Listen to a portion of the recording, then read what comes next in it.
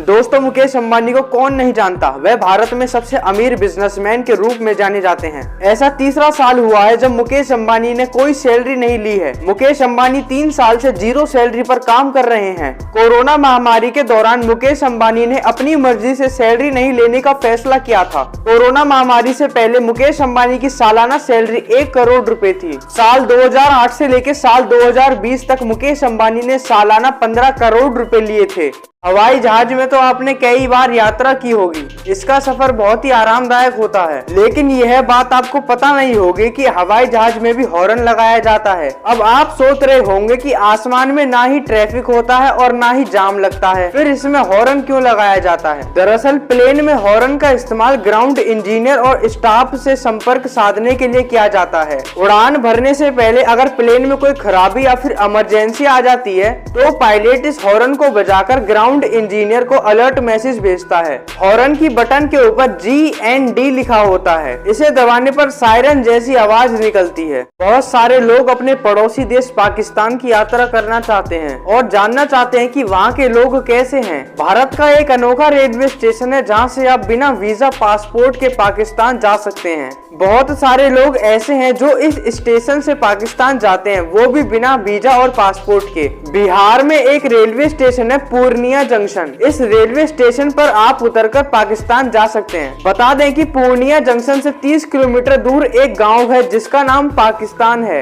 आपको जानकर हैरानी होगी कि इस गांव में एक भी मुस्लिम नहीं है। सभी लोग यहाँ पे हिंदू धर्म की पूजा करते हैं। महज 15 साल की उम्र में पढ़ाई छोड़ने वाले गौतम अदानी आज पूरी दुनिया में प्रसिद्ध हैं। 10वीं क्लास के बाद वह पढ़ाई छोड़कर मुंबई चले गए। यहाँ उन्होंने बहुत संघर्ष किया और फिर अहमदाबाद वापस आए। उन्होंने यहीं अपना करियर शुरू किया और फिर धीरे धीरे करोड़पति बन गए। माना जाता है कि गौतम अदानी का घर अहमदाबाद में करीब 400 करोड़ रुपए का है। उनका घर लगभग 3.5 एकड़ में बना हुआ है जिसमें सब कुछ है। गौतम अदानी का यह घर हरे पौधों से घिरा हुआ है जो देखने में बहुत सुंदर है। इस सुंदर घर के अलावा गौतम अदानी के पास 3 प्राइवेट जेट और 3 हेलीकॉप्टर हैं। इसके अलावा गौतम अदानी के पास कई लग्जरी कारें हैं।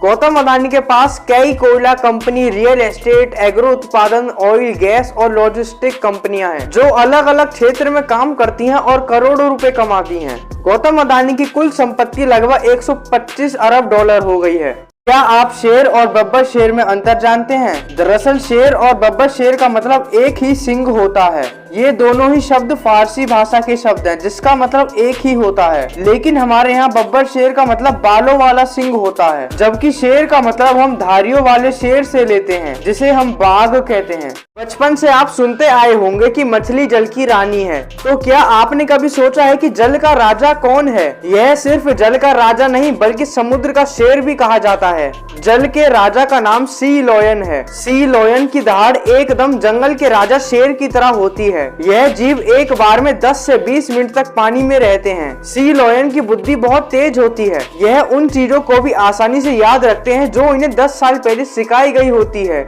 कुछ भी पता लगाना हो तो आप झटपट से गूगल करते होंगे, पर क्या आपने कभी सोचा है गूगल बाबा की कमाई कैसे होती है? गूगल की करीब 3 महीने की कुल कमाई 5.77 लाख करोड़ रुपए तक है। एडवर्टाइजिंग सर्च से गूगल 3.35 लाख करोड़ रुपए कमाता है। एडसेंस से 63,000 करोड़ तक की कमाई करता है। यूट्यूब से गूगल 56,000 करोड़ की कमाई करता है। गूगल प्ले स्टोर से गूगल 62,000 करोड़ की कमाई करता है। गूगल क्लाउड से 61,000 करोड़ की कमाई करता है। अन्य सोर्स से गूगल 4,000 करोड़ की कमाई करता है। क्या आपने सोचा है कि बिजली यानी तारों में मौजूद करंट की स्पीड कितनी होती है? बिजली किसी एक जगह जनरेट होती है और वहां से दूसरी जगह पहुंचती है। बता दें कि बिजली की रफ्तार करीब 3 लाख किलोमीटर प्रति सेकंड होती है। आपको जानकर हैरानी होगी कि लाइट यानी प्रकाश की स्पीड भी प्रति सेकंड 3 लाख किलोमीटर होती है। बिजली और प्रकाश में सिर्फ फ्रीक्वेंसी का अंतर है, वरना रफ्तार तो दोनों की एक जैसी है। बिजली की स्पीड है 3 लाख किलोमीटर, जबकि चंद्रयान 3 की रफ्तार है 6,000 किलोमीटर प्रति घंटे। आखिर 89 सालों से ताजमहल के 22 कमरे क्यों बंद हैं? ताजमहल दुनिया के 7 अजूबों में से एक है जो दुनिया भर में जाना जाता है। ताजमहल को बनाने में करीब 20,000 मजदूरों ने काम किया। इसको बनाने में करीब 3.5 करोड़ रुपए लगे थे। ताजमहल में 22 कमरे 89 सालों से बंद थे, जिनको आखिरी बार 1934 में खोला गया था। इन कमरों को लोहे की जाल लगाकर बंद कर दिया है। ऐसा माना जाता है कि ताजमहल के बेसमेंट को खराब होने से उन कमरों को बंद किया है और ताजमहल की दीवारों को कोई नुकसान न हो इसलिए कतई बंद कर दिया है।